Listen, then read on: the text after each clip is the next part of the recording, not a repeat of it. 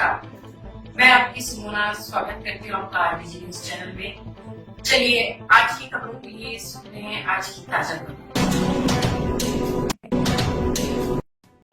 अब धर्म युद्ध शुरू हो चुका है। इस धर्म युद्ध में साफ हो गया है कि हमें शास्त्रों से नहीं, शस्त्रों से नहीं लड़ना पड़ेगा, तो भी हम पीछे नहीं रहेंगे।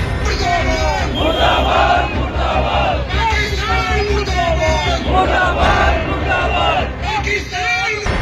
इन्होंने हिंदू हिंदू हिंदू कह करके जो ये नाम पूछ कर ये किया, इसका मतलब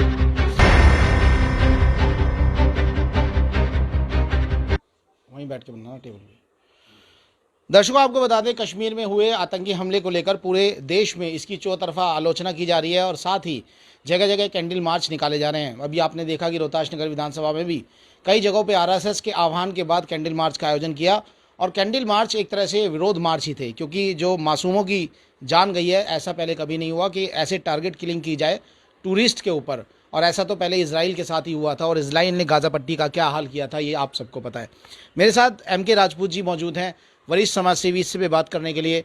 अभी कैंडल मार्च से होकर आए हैं, इनसे बात करेंगे। राजपूत साहब, क्या कहना चाहेंगे? इतनी बड़ी घटना इस देश में हो गई और इतना अब पाकिस्तान के लिए क्या जवाब है आप लोगों के पास? देखिए, ये जो पहलगांव की घटना हुई है, ये ऐसी घटना है जो ना भूलने वाली है जी। और ये हमारे भारत की जब से आज़ादी हुई है हुआ है, ये आतंकवाद आतंकवाद कह करके अब तक बचते रहे थे। लेकिन इस तरीके से जो अब की बार स्पष्ट हुआ है कि इन्होंने हिंदू हिंदू हिंदू कह करके जो ये नाम पूछ कर ये किया, इसका मतलब मतलब एकदम स्पष्ट रूप से ये है कि भाई हिंदुओं के खिलाफ ये तो धर्म जो हमारे जो आरएसएस के जो हमारे चीफ हैं, जो क्या नाम उनका मोहन भागवत जी, उन्होंने भी साफ कहा कि ये हमारा धर्म युद्ध शुरू हो चुका है, क्योंकि ये बिल्कुल हम लोगों के धर्म के बिल्कुल भी एकदम वो पक्षधर नहीं है। नाम पूछ के वहाँ पर गोली मारी गई और जो सैलानी थे उनसे कहा गया बताइए कलमा पढ़ के सुनाइए, उसके बाद उनकी पैंट भी चेक कराई गई। और ऐसी अति इस बार आतंकवादियों ने किया कि पूरे देश में रोष है। और कई लोग तो ये भी कह रहे हैं कि अगर सामने से आते तो हम बताते, क्योंकि हथियार लेकर तो कोई भी कायर शेर बन सकता है ना। ये ही तो मैं बता रहा था कि ये धर्म पे ये अपने आप को पूरी दुनिया में अपने से बड़ा नहीं मानते, अपने से बड़ा अपने कुरान को, ये जबकि कुरान में ऐसा नहीं है। कुरान का अगर ये सही तरह से अध्ययन करें तो इस तरह से राक्षसी प्रवृत्ति का काम ना करें। तो ये इन्होंने जो किया है, ये इनकी अब उल्टी गिनती शुरू हो गई है। और उल्टी गिनती इसकी नहीं, इनके आका जो बैठे हैं पाकिस्तान में, उनकी भी हो गई है, क्योंकि उनके शह पर ये वहाँ का जो जनरल है, वो जनरल ही राक्षस है, मुनीर खान, क्या नाम है उसका। तो ये जो इन्होंने अपने जो मौत बुलाई है, और ये यही नहीं है, पूरे वर्ल्ड में, पूरे दुनिया में इनकी आदत जो है वो बदलेगी नहीं जी। ये अटैक आप इनके जो इनके अरब कंट्रीज में जो वो मुसलमान हैं, वो तो इनको कुछ भी वो नहीं देते। जो पाकिस्तान में बैठे हुए हैं और जो दूसरे देशों में बैठे हुए हैं, ये तो अपने आप को समझते हैं कि भाई पूरी दुनिया में हमारे साथ बहुत सारे कंट्री हो गए, हम सबको दबा लेंगे। लेकिन आज लोकतंत्र का टाइम है, एक से एक बार पूरी दुनिया देखिए, जरा से इस कांड के बाद में पूरी दुनिया में पूरे हिंदुस्तान के लिए सब खड़े हो गए। तो जो आदमी सही होगा, सच्चा होगा, उसके लिए कोई गुरेज नहीं है। जी। एक अटैक जो था वो सिमिलर टू इजराइल था, बिल्कुल जैसे टूरिस्ट वहाँ पर थे ऐसी टूरिस्ट यहाँ पर आराम से बैठे थे और अटैक किया गया। क्या अब वक्त आ गया कि भारत को इजराइल की तरह जवाब देना चाहिए वहाँ गाज़ा पट्टी और यहाँ पीओके? मैं कहता हूँ कि बिल्कुल वही सेम पैटर्न था, और इस पैटर्न में जो आतंकवादी गुट जिसने काम किया है, ये सब मिलकर के वही कहानी चली है कि ये इजराइल, क्योंकि इजराइल की और हमारी संस्कृति करीब करीब मिलती है, और दूसरे जो जितने भी लोकतंत्र के देश जो हैं आज विकसित हैं, वो हमारे देश को अपने मतलब एक भाई के रूप में देखना चाहते हैं और देखते हैं, और विकसित का होना भारत के लिए शुभकामना भी करते हैं, कामना भी करते हैं। तो ये जो इजराइल पर अटैक किया था, सेम पैटर्न पे इन्होंने यहाँ किया है।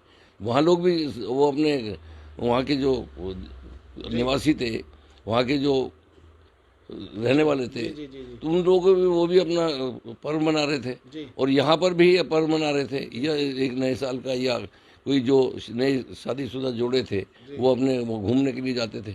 फिर कश्मीर में इतना त्याग और सरकार ने इतना डेवलपमेंट पर पैसा खर्च किया है, वहाँ के लोगों को सबको भाईचारा सिखाया है, उसके बावजूद भी पाकिस्तान की चैन नहीं है। इसमें पाकिस्तान का सीधा हाथ है और पाकिस्तान की जो कदम इन्होंने उठाए डिप्लोमेटिक, सबसे बड़ा देखो पैसा होता है। चाहे वो पैसा अगर ज़्यादा भी हो जाएगा तो कश्मीर उसके पाकिस्तान के लोग गुण गाने लगे। आज दुनिया में वो कंगाल की स्थिति पे चला गया, भूखे मरने की कगार पे है, लेकिन उनके दिमाग में जो अकड़ है ना इस्लाम की इस्लाम से हो, वो अभी निकलनी इनकी बाकी है। और ये आखिरी सवाल मैं पूछना चाहूँगा, आपको क्या लगता है पूरी तरह से हमें पीओके और ये सब पाकिस्तान के 3 टुकड़े करने देने चाहिए? आपको क्या लगता है? ये टुकड़े तो हुए बैठे, हमें तो खाली एक इशारा करने की जरूरत है। ये खुद ही अपना, आप देखिए इसकी जैसे जैसे इनकी, देखिए जैसे जैसे कोई आदमी जितना भी उसकी जेब खाली होती जाएगा उतना टूटता जाएगा।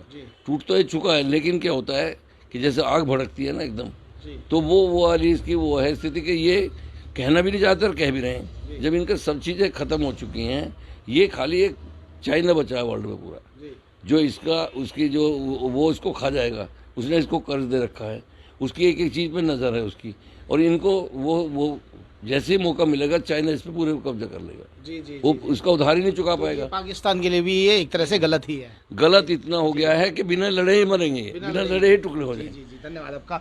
तो ये थे हमारे साथ एम.के. राजपूत जी, इन्होंने कहा बिना लड़े ही पाकिस्तान मर जाएगा, और ये जो पैटर्न पे अटैक किया जा रहा है इसको इंडिया छोड़ने वाला नहीं है, और ये इसको इंडिया छोड़ने वाला नहीं है। पाकिस्तान के बुरे दिन शुरू हो चुके हैं, क्योंकि आप ये ध्यान रखिए मिलिट्री जो आतंकवादी है उनको ट्रेनिंग देना, उनके कैंप्स को अरेंज करना, उनको इल्यूमिनेशन अरेंज कराना, सब कौन करता है? कोई आम आदमी तो कर नहीं सकता। आप देखते रहिए भारत न्यूज़।